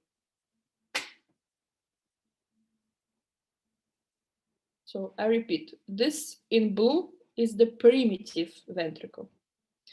In green is the bulbus cordis, but I'm more interested in the third of it, right? This part, because it is trabeculated, like a proper ventricle. There is a sulcus between them, now formed because of the cardiac lupin, which is called bulboventricular sulcus, which is the future interventricular foramen. If this is the future interventricular foramen, that means that this thing and this thing are ventricles, future ventricles, left and right. So what do you think? Out of the two, which one is the left ventricle? The blue one? The blue one, which is the primitive ventricle, right? So this one, the one that we initially made, primitive ventricle, in the future is going to be the left ventricle. It's bigger. It's going to be the left ventricle. The third of the bulbus cordis, this one, which is trabeculated, it is the Right ventricle? The right ventricle. Yeah, so if they ask you where does the right ventricle come from, it comes from the third of the bulbus cordis. Why only third? Because that's the part of the primary heart field. So as a result, it is trabeculated. So it's like a proper ventricle-like structure, much smaller than the left one as well, right? So yeah, are there any questions here? Okay. Let's talk about sinus venosus. So we talked about that sinus venosus is going to be the result, the product of the vascular genesis. It has two horns, as you remember, right? So take a look. We're looking from behind of the heart, right? So this is also behind of the heart. We can see that this is the right sinus horn and this is the left sinus horn. So you can see that the left sinus horn later will regress. Do you see? It will become very small, coronary sinus, and then the oblique vein of Marshall. So what's going to happen to the right sinus horn? Right, so what's going to happen to it? This is the right sinus horn. Right sinus horn opens up. Do you see in the dashed line? It means opening. The dashed line is that there is opening there. There's a hole there. So this dashed line of the right sinus horn represents the opening of the right sinus horn. Where does it open into? What is this? This is a right atrium dilation. Right atrium dilation is your future right atrium, of course, right? So right atrium dilation, future right atrium. The same picture, but from a different perspective, is indicated here. So this is the dashed line that we saw before. Okay, this is the dashed line that we saw previously. And this dashed line, you're looking into it, right? So what are you looking? What is inside there? If you look into it, what is there?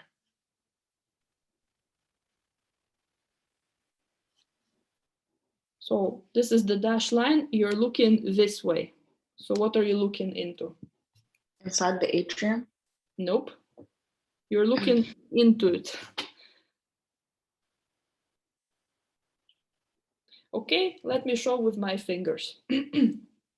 So this is your, like this. This is your right sinus horn, this part right here. This is a dilation, which is the right atrium, right? Right atrium dilation.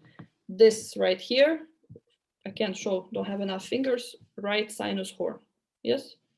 So this picture, what you can see here, is shown to you like this. Okay, so you basically do not see the atrium, right? If you remove the atrium, you will see that this is the opening into the right sinus horn, right? So that's what we can see here. The same picture, but it's here, right? So you do this. So what do you see right now, right? So what this part is, this is the right sinus horn lumen, and this here represents the right atrium. So Okay, let's just focus on this picture. Let's forget this one, so it doesn't confuse you whatsoever. Okay, so it's not there. Let's look at this picture only. This swelling right here is the right atrium. It's like this, right? So you will usually use your hand. Okay, by the way, don't be afraid to use your hands in the exam. Guaranteed 5 if you try to show it to them, because it shows that you didn't memorize, you actually understood what's happening and you're trying to explain it, right? So this is the right atrium. The blue thing represents the walls of the right sinus horn, right? Where is the rest of the right sinus horn? It is here. That's just the walls of it that are opening into the right atrium, right? This right atrium, walls of the right sinus horn, the rest of the right sinus horn. Is this clear? Yes. Yes. On this picture, they indicated in blue that we have right venous valve and we have left venous valve. What does it mean? So again, what is this? Right atrium. Right atrium. So whatever we have here, right, that's the lumen of the right atrium. This is the wall. This is the wall of the right sinus horn that is attaching to the right atrium like this. And there is an opening here through which blood goes, right, from the right sinus horn into the right atrium dilation. Is that clear? So blood flows from the right sinus horn into the right atrium, because you remember we talked about it just now. That's your right sinus horn. It has vitelline veins, which is your future inferior vena cava, right? It has your cardinal vein with the right anterior cardinal vein, which is the future superior vena cava. So blood, all of it is flowing how? Through your inferior vena cavas into the right sinus horn, and from the right sinus horn into the right atrium. Does it make sense? Okay, so right atrium, wall of the right sinus horn, the rest of the right sinus horn. Could you tell me what would be here? If this is the wall of the right sinus horn, this is right sinus horn, what could be here? Coming into it like this.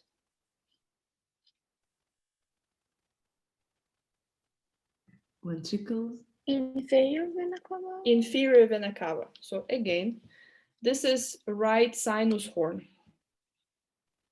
It opens into the right atrium. We can't see it right now, right? So this is the right sinus horn. It opens into the right atrium. Right atrium. Right sinus horn is here like this. It opens into the right atrium. What are the vessels that are draining into the right sinus horn? Two of them, two only, superior vena cava and inferior vena cava.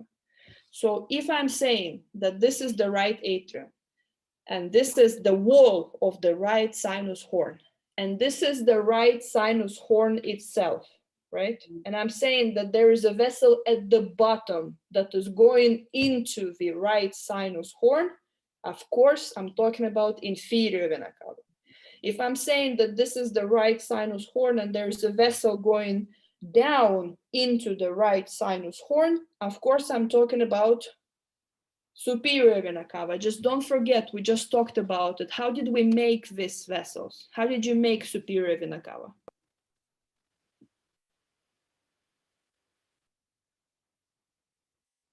Right anterior cardinal vein and common cardinal. Perfect, it's here. Okay, that's your superior vena cava. Anterior cardinal vein, common cardinal vein. Okay, so that's superior vena cava. How did you make inferior vena cava? Right vitelline vein. Right vitelline vein, which is right here. So what is this? This is your right sinus horn. This part right here, that's the right sinus horn. This right sinus horn, where does it open up? Where all the blood is going? Right atrium. Right atrium dilation, right? So it's this little swelling that we just made. You remember? I told you that it swells up and that's left.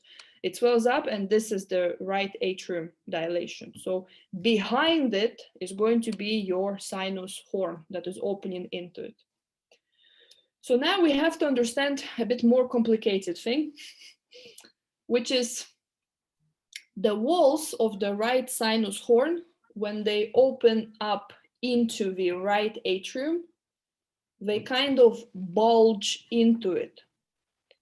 So I just told you that this is a right atrium. And I just said that this is the opening of the right sinus horn, right? That's the opening.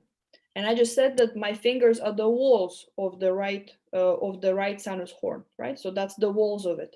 So far, I've been showing to you like it's like this, right? That it's simply attaching to the right atrium. So that way, the blood will go from the right sinus horn through the opening into the right atrium, right? That's how I just showed to you. Now modify this, bulge forward. The walls of the right sinus horn, they protrude into the lumen of the right atrium. They push forward, and they look something like this, right? So not like this, just attaching to the right atrium, not like that. They're pushing forward into the right atrium. And this is what we can see. This is going to be the right venous valve, and this is the left venous valve. The ones that they show you here. Do you see right venous valve, left venous valve? Mm-hmm. So again, if they ask you, what are these venous valves, right? So what is the right and the left venous valve? What are they? They are the walls of the... Just very important keyword. They're just not just walls, yeah, they're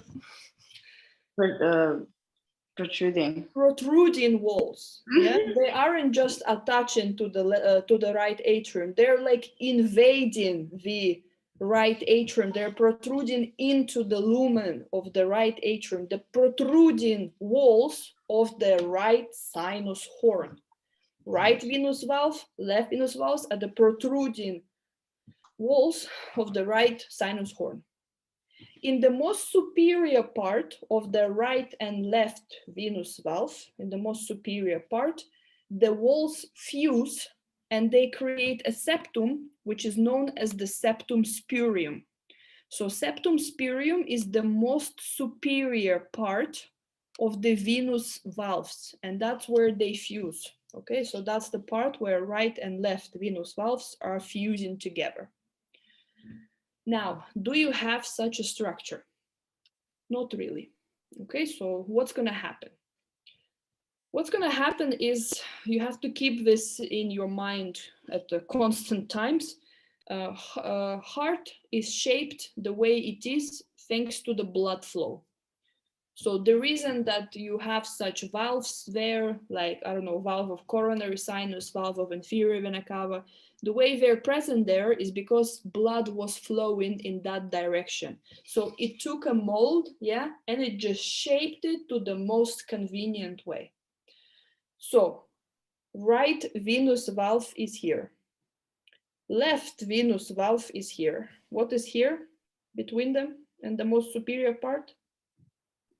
Septum spurium. Septum spurium.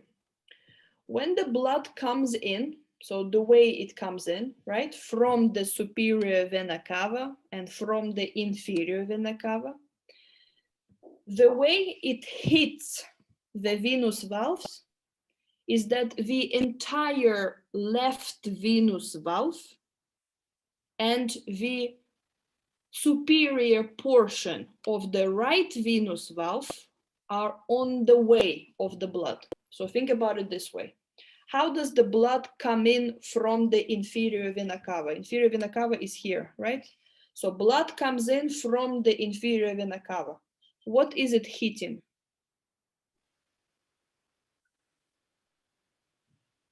Left venous valve. Left venous valve. So blood does this. Because left venous valve is right on the way of a blood that is coming from the inferior vena cava. So blood does this.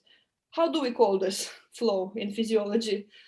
Turbulent. Turbulent. Is it good? It's not good. So what should we do? We should make it laminar. We should smoothen it out. We should make sure that the left venous valve, this protrusion, is becoming super smooth, right? Super smooth. When the blood comes in from the superior vena cava, what is it hitting? It is hitting the septum spurium, and it is hitting this part of the right venous valve, just the top of it. Okay, so just trust me that this is how it happens. When the blood comes in from the superior vena cava, it hits the septum spurium, this part right here, and this portion of the right venous valve. So what does it want to do with it? It wants to smooth it out. Wants to make it smoother, so it's much more convenient for the blood to enter into the right atrium. Yeah. So agree with me, guys. If you're simply attached to the right atrium, blood comes in, no troubles. But it's creating a valves, protrusions. What can those valves do? They can do this. They can constantly, I don't know, shake and stuff, which is on the way of a blood. So blood will try to smoothen it out. So with the help of a blood smoothing it out, we're creating something which is known as the sinus venarum cavarum in the right atrium. Okay, so do you know this part in the right atrium, the smooth part of the right atrium? Sinus venarum cavarum, does it come from the original right atrium dilation? No. Sinus venarum cavarum is part of the sinus horn. Do you see it's in blue color? It's part of the right sinus horn as it was entering into the right atrium dilation. How do we call the border between smooth and trabeculated part in the right atrium? Crista terminalis. Crista terminalis, which is right here. So what is this? Trabeculated part. Which is in adult? Auricle. Auricle. This part right here, that's the auricle. And auricle, the right auricle, is the remnant of the original right atrium dilation. This part right here, that's the right atrium dilation that we started with, right? What about the rest of the right venous valve? The one that wasn't on a way of blood, right? It survived somehow. It was a proper way of blood to flow. It becomes two valves. These two valves are known as the valve of the inferior vena cava and valve of the coronary sinus. Another name for valve of the inferior vena cava, it is also known as the Eustachian valve. Valve of the coronary sinus, it is also known as the Fabacean valve. Eustachian, Fabacean. I think I told you yesterday that today is the most difficult one, right? It's really difficult to visualize it, to understand, but let's do this again. Okay. When we created this cardiac loop, your original atrium, that was one, dilated into two. Right? It has two dilations, the right atrium dilation and the left one. Do you remember who was draining into the atrium? The sinus venosus. But sinus venosus has two horns. So obviously that right sinus horn will attach to the right atrium dilation, while left sinus horn will attach to the left atrium dilation. Right? Now, this picture is showing you what's happening over time to the right sinus horn and to the left sinus horn. Clearly, we can see that the left sinus horn becomes very small compared to the right one. Take a look, this is the end product, right? So this is the left sinus horn. Compared to the right sinus horn, it's very little because left sinus horn becomes coronary sinus. This is a huge vein of the heart, which is the coronary sinus, and the oblique vein of Marshall. The only thing which is left, let me erase it. The only thing that is left, right, is your right sinus horn right here. That's the right sinus horn. The same right sinus horn is going to be here. Sorry. Okay, so that's your right sinus horn right here. Okay, the same right sinus horn is here and here. What was originally draining into the right sinus horn? We had the vitelline vein, we had the umbilical vein, right? We had the anterior cardinal vein, we had the posterior cardinal vein, and we had the common cardinal vein. What will become to this part right here, to the right vitelline? What will it become? Inferior vena cava. Inferior vena cava. You can see that it became bigger, right? Because it was accepting more blood from the left side. So now this vessel, this is the right vitelline vein. What is going to happen to the right umbilical vein? Obliterated.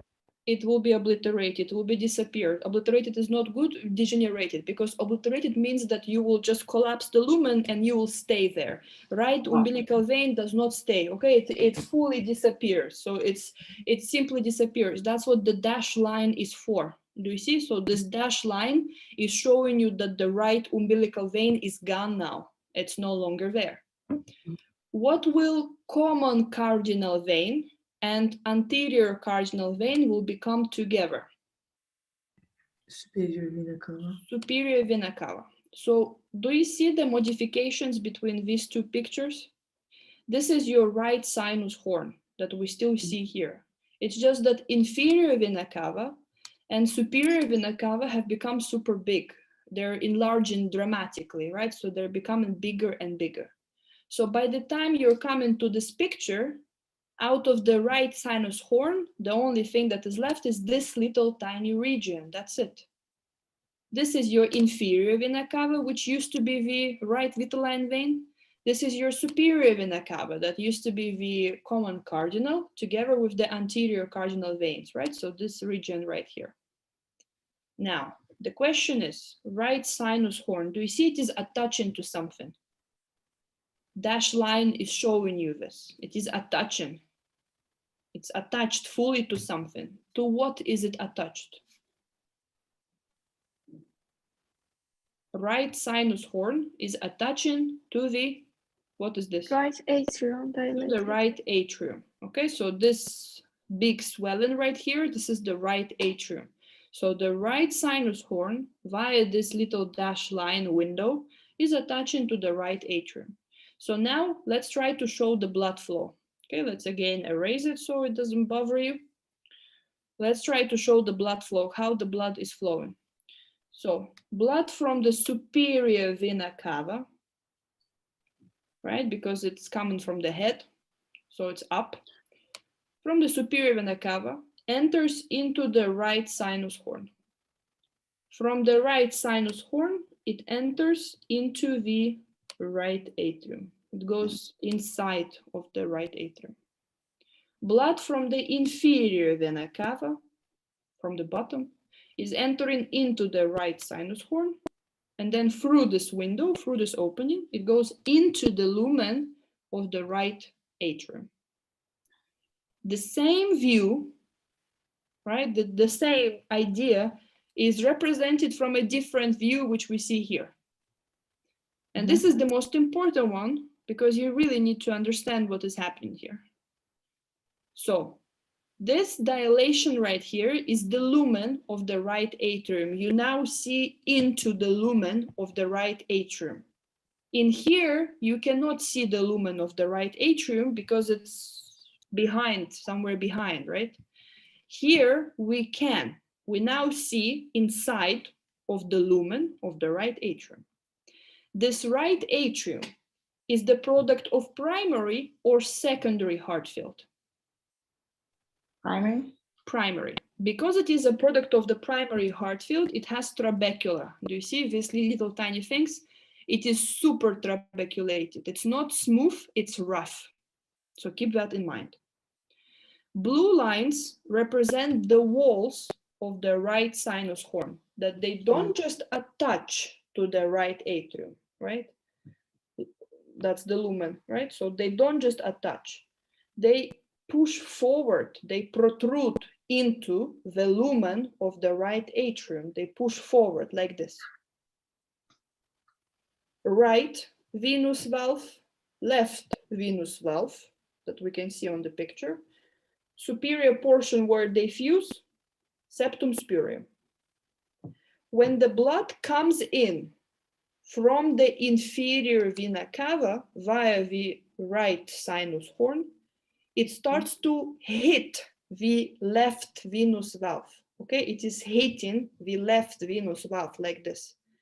It doesn't want to do that, so it slowly, as water over stones, take a look at any ocean ever, stones assume a certain shape because of constant flow. The way the situation is here the same, so because blood is constantly hitting the left venous valve, it becomes smoother, it smoothens out completely. So does the septum spurium, which is on its way, it smoothens it out completely. So this entire region, the septum spurium and the left venous valve, they become super smooth. Do you see? This area is smooth. Why? Because of the right venous valve. Because of the inferior vena cava, sorry. Because the blood from the inferior vena cava smoothens this region by its flow. What happens to the superior portion of the right venous valve? When the blood from the superior vena cava comes in, it hits it. It hits the right venous valve superior portion. So it does the same thing. It smoothens it out, and we can see it here. It smoothens it out, it flattens it completely, smoothens it out. This region is known as the sinus venarum cavarum. Okay, so that's the smooth part of the right atrium.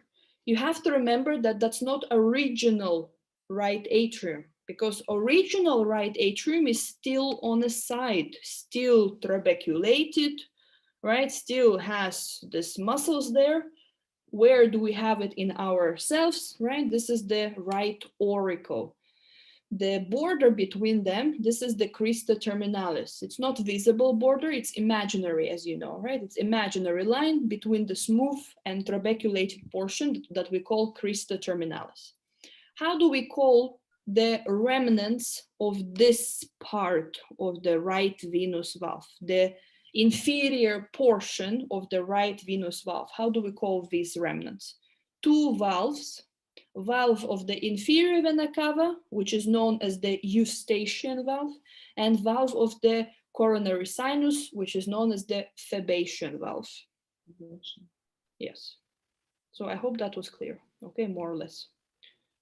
So here the big thing is the smoothing out. Okay, blood shapes this area, it smoothens it out. So question that could come here. Does sinus venarum cavarum comes from the original heart tube? No. No. It comes from sinus horn. Sinus horn comes from sinus venosum vasculogenesis, angioblasts. Okay, it's like a different tissue.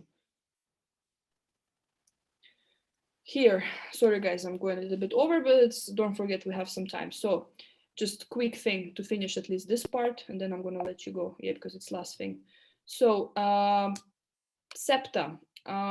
This is blah, blah, blah. Okay, this is just the idea to understand that there are two words that you have to remember: endocardial cushions. Endocardial cushions consist of mesenchyme together with neural crest cells. Okay, so two sources mix up together, mesenchyme and neural crest cells, and create something which is known as the endocardial cushions. Endocardial cushions are responsible for formation of septa. So between the ventricles and between the atria. So you remember that we have made two dilations, right? This is the right atrium dilation. This is the left atrium dilation. Now we need to separate them. We need to make sure that there is a wall between them. How can we do so? Endocardial cushion. Doesn't really have a name. Okay, well, some of them do, but some of them don't have a name. Just endocardial cushion starts to grow down And as it grows down, it fully separates the two atria. This is what you're looking at. This is the atrioventricular canal. Okay, so this is the place for the tricuspid bicuspid valves. Okay, so atrioventricular canal. How can I separate my one atrioventricular canal into two? Endocardial cushions. Either they will grow towards each other or one will grow in the opposite direction, right? So one will grow to the other side. So remember that endocardial cushions are very useful for separating things. So if you have like one lumen and you really want to make it two, endocardial cushion is your friend. Okay, if you have two ventricles and you want to make a proper septum between them, endocardial cushion is your friend. Endocardial cushions, I repeat, consist of mesenchyme and neurocrest cells. Okay, this part right here. This is the last thing for today. Unfortunately, yes, okay. Last thing for today. Unfortunately, it's the most asked.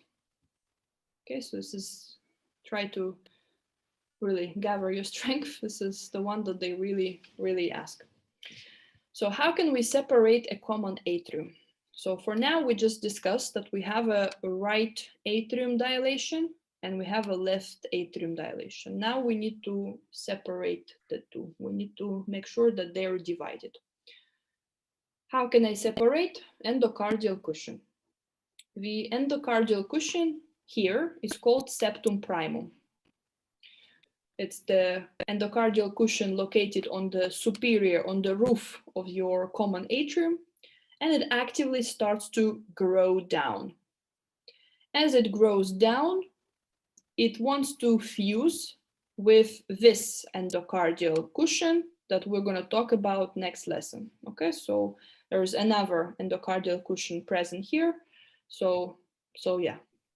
So it wants to fuse with this particular endocardial cushion. But before it does so, for a short period of time, there is an opening. And this opening is known as the ostium primum. And ostium primum allows blood to go from the right atrium to the left and from the left to the right. So like this bi-directional flow for a short period of time. Eventually, you're going to see, let me erase it quickly. Eventually, you're going to see that septum primum will come down and fully separate your common atrium. Okay, so it makes a wall, and this wall, that's it, right? So it fully separates the two parts. Unfortunately, you have made a fatal mistake for now. This is a fatal mistake in embryo to fully separate the atria. Because now you should know there's another ventricle going to be here, like a septum here present, not ventricle, septum, sorry. This is a right ventricle, mistake in the book, left ventricle, left atrium, right atrium, right? So now what you have done, you have not allowed the blood to flow basically, because now how is the blood going to go? So for example, from the left ventricle, where does the blood go?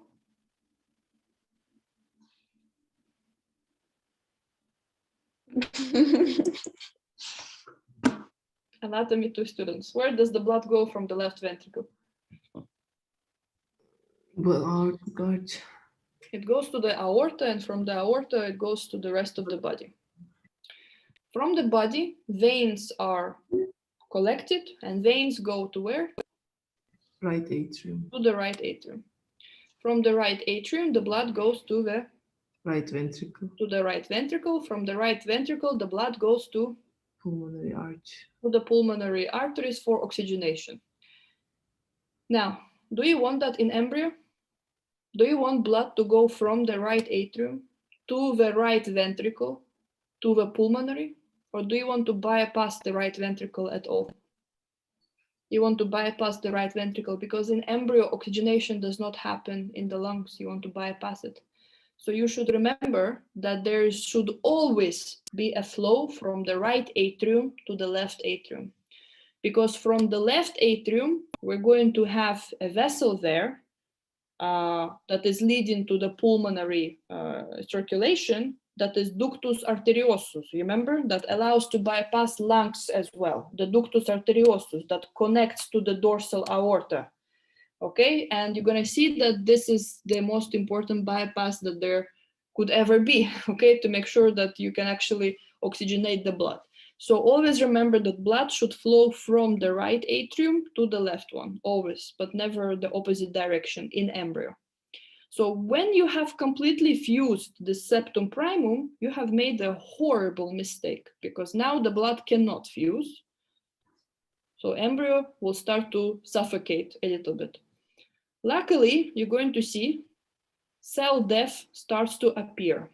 In the most cephalic, in the most superior portion of the septum primum, there is a cell death that is starting to appear, that creates an opening, which is known as the ostium secundum. So ostium secundum is a second opening. Ostium primum was in the inferior portion of the septum primum. Ostium secundum is going to be in the superior portion, yeah? So it's right here. Now, thanks to the ostium secundum, the blood can easily flow from the right atrium to the left atrium. The problem is that it can also flow from the left atrium to the right atrium. So here again, it's not only this way the blood can go via the ostium secundum, it also can go this way. So now we need to make something that will make it unidirectional, right? That will make it unidirectional, that only goes from right to left. And this is when another endocardial cushion comes in, which is called septum secundum. It's in blue color. Septum secundum grows down just a little bit. Just a little bit. It doesn't grow down fully. Right? So just a little bit. Enough to close ostium secundum. Okay, so enough to close it.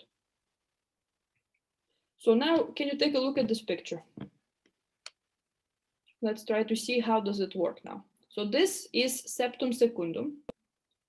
This is septum primum. And this opening is the ostium secundum. So now if the blood wants to go from the right atrium to the left atrium, which structure will move like a valve? Ostium secundum. Ostium is not a structure, it's an opening. Ostium secundum is just a space here. You have two things, septum secundum, septum primum. Which one will move as the blood hits it? Septum secundum. Can you imagine if the septum secundum hits this? Septum secundum will hit septum primum, the blood cannot go. Septum primum. Septum primum. So when the blood goes from the right atrium to the left atrium, septum primum shifts. That's indicated with a dash line like this. It opens up a little bit with a dash line, right? Blood goes into the left atrium. Let's erase it. What if blood wants to go from the left atrium to the right atrium? Septum primum will hit Septum secundum. septum secundum, so it won't allow it. So how do we establish a unidirectional flow? Thanks to the septum secundum. If the blood wants to go to the left atrium, this septum primum will just be like a valve, just be opening up and allowing the blood to go into the left atrium. If the blood from the left atrium wants to go to the right atrium, it can't, because septum primum will be hitting septum secundum, and as a result, it will not be possible. So what are we talking about here? So this opening, ostium secundum, this is foramen ovale. So another name for ostium secundum is foramen ovale. Septum primum, another name for it is valve of the foramen ovale. Okay, so this is the valve of the foramen ovale. This works perfectly for embryo, right? Because it does sort of like this thing constantly, right? So this is the septum primum, septum secundum, this is septum primum. So right atrium, left atrium, so it just does this constantly. And if the blood wants to go from the left to the right, it can't, okay? So it can't, it doesn't allow it to do this. So this works fine. And you have to remember that foramen ovale should close when you're born, right? So it takes approximately 3 to 6 months for the foramen ovale to close when you're born. How does it close? After birth, pressure changes. Pressure differences are very evident, okay? So when you're an embryo, the pressure in the right atrium is higher. When you are born, the pressure in the left atrium is higher. So when you are born, the pressure in the left atrium is so high, right? So what's happening? The blood tries to go to the right atrium, right? So it tries to go to the right atrium, but it can't because it constantly hitting septum primum against septum secundum. Am I right? So if you try to go this way, septum primum will be constantly hitting against septum secundum. So as a result, the two will fuse and your foramen ovale will be closed. So that's how it closes. I repeat, pressure differences, yeah? So as you're an embryo, the pressure is higher in the right atrium. When you're born, naturally, it's higher in the left atrium. So you kind of survive on that.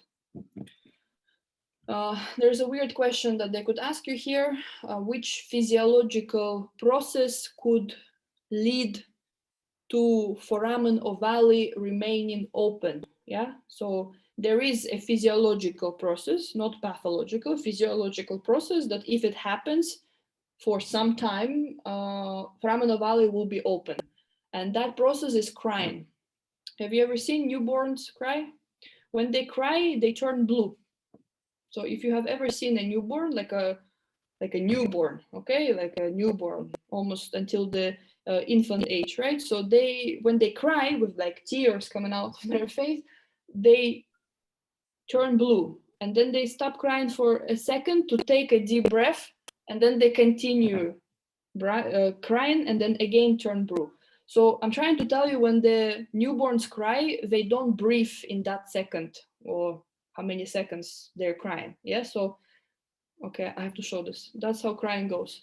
You take a breath and then you start crying. And in that period, you don't breathe and you turn blue because you're not breathing as a newborn. And then you stop for a second, you take another big breath, and then you continue crying again and you turn blue. But when you take a breath, you turn pink, right? Because you're taking a breath. So oxygen is flowing in your body. So physiological process that can keep it open is crying. So let's discuss it again, so to make sure that you kind of understood, right? So in the moment of normal, you're not crying. Pressure higher in the left atrium, as it should be. Blood tries to go from the left atrium to the right one. It pushes septum primum against septum secundum. Foramen ovale remains closed. In the moment of crying, you aren't breathing.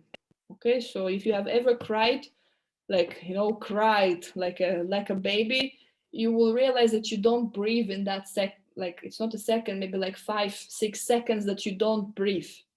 And if your newborn is not breathing, the pressure is higher where? In the right atrium. If the pressure is higher in the right atrium, blood wants to go from the right atrium to the left one. It keeps the foramen ovale open. There is a mixing of blood. The baby turns blue, like actual blue color. There's a mixing of blood now. So how to prevent the open foramen ovale? Don't let your newborns cry. I always thought it was because it is annoying, but it actually have a actual reason for that. Okay, so don't let the newborns cry. They shouldn't be crying, because the more they cry, the more foramen ovale will be open, the longer it will take for it to close. Okay, so the longer time it will take for it to close. Okay, we talked about this. And finally, last thing for today, how do we make the smooth part of the left atrium? Pulmonary veins. Okay, so everything in orange color is the pulmonary veins.